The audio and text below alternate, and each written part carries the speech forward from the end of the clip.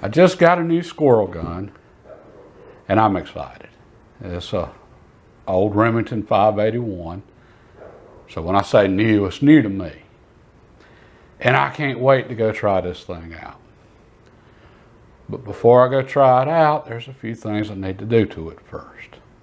As a matter of fact, there's a checklist I need to do to it. And that checklist is what I want to share with y'all today. And it might seem simple, and it is, but it's something that's come in real handy for me.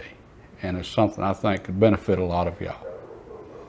The first thing on my checklist is to know the parts of this rifle, where they're at, and how to operate them. And I know that sounds obvious, but far too many people wait till they get in the field or go to the range to try to figure out how to operate their firearm. All right, and that's not good. I mean, that'd be like me borrowing my buddy's truck and not knowing how to turn on the windshield wipers. All right, it would probably turn out okay, or I could get caught in a sudden heavy downpour in traffic, and all of a sudden I can't see a thing, and I'm fumbling around trying to figure out how to turn on the windshield wipers. Well, that's how accidents happen. And there's no room for accidents with firearms. So just knowing how to operate your firearm before you go to use it, that's important.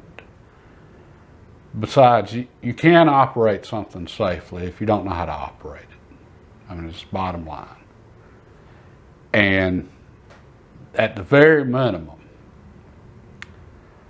3 things I want to know is where's the safety, how do I use it. On this one, it's right here. Safe is forward, fire is back. All right, second, I want to know how to remove the magazine or empty the magazine if it's non-removable, if it has a magazine. And on this one, the magazine catches right here and it's up and back.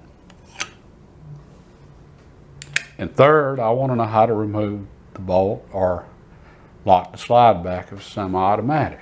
And on this one, push the safety forward, bolts out. Okay, there's other things I should know about this gun, but with those 3 simple things, I can clear this gun and make it safe for me to do anything else I need to do to it. And I can't tell y'all how many times I've been to the range or in the field and see somebody have some sort of malfunction, and all of a sudden, you know, they're so focused on trying to remove their bolt or, you know, lock the slide back so they can fix whatever's going on, and they're not sure how to do that, or they just completely lose focus and sight of the fact that they're handling a loaded, malfunctioning firearm. All right, I've seen way too many close calls from that. So I want to know those 3 things minimum before I ever go to use any firearm. All right, the next items on the list, they're for used guns more than a new one. All right, and they're cleaning and inspecting. All right, for a new gun, I would just run a wet patch down the bore, make sure there's no, oil residue or, debris of any kind, dust or anything else. Then I'd run a clean dry patch through there and inspect the gun real good visually, and it would be ready to go. But with a used gun, and that's a different story. Okay, I don't know who owned this rifle, and I have no idea what they might have done to it, and therefore I want to clean and inspect everything. All right, so with this particular gun, since it's safe and clear, I would start with the bolt because it's already out, and I would go through and I would clean and inspect the bolt face, and then I would clean and inspect the locking lugs, and finally I would clean and inspect the bolt itself. From there, I would remove the receiver and the barrel from the stock. All right, once I do that, I can clean the inside of the receiver, including the recesses for the bolt lugs, and I can inspect everything. I'm going to clean and inspect the barrel from one end to the other. And then I'm going to clean the bottom of the receiver and top while I've got it out and can get to everything. And inspect, after I clean. And the reason for the inspection after cleaning is just to make sure that carbon's not hiding something, because it can do that sometimes. And with the barrel, keep in mind with the barrel, there's a lot of pressure there. Okay, so I want to make sure that barrel's in good shape. That means no splits, no bulges, no deep pitting from rust, anything that's out of the ordinary. Anything I'm unsure about, I'm going to carry it to a gunsmith and have it checked out. And while I've got everything out of it, I'm going to clean the bottom metal. Then I'm going to reassemble it all and clean the inside of the bore. Okay, in Bing's, this gun's used, and I have no idea how many times it was fired or how it was taken care of. I'm going to start with a wire brush, and I'm going to add some hop solvent, and I'm going to run it through there 5 or 10 times just to get rid of any fouling. And then I'm going to take a wet patch and run wet patches through here until I quit seeing black.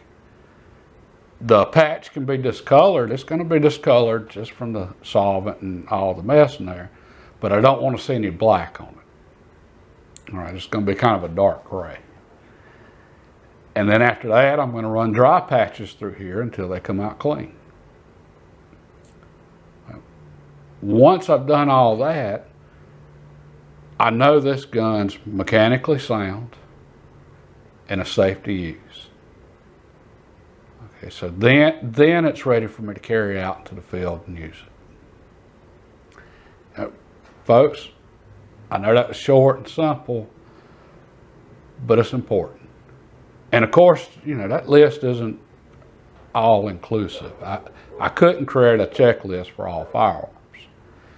So just think of that as a guideline and just modify it as you need it for whatever firearm you have. And the first place you want to start for any of this is the owner's manual.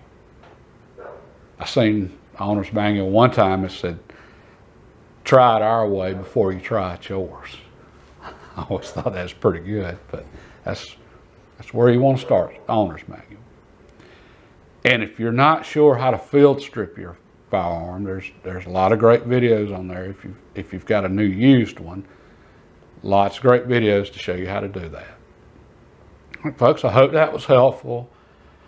I really hope all of y'all apply something like this checklist to your next firearm, just to make sure you're safe and you're ready to use it when you go out.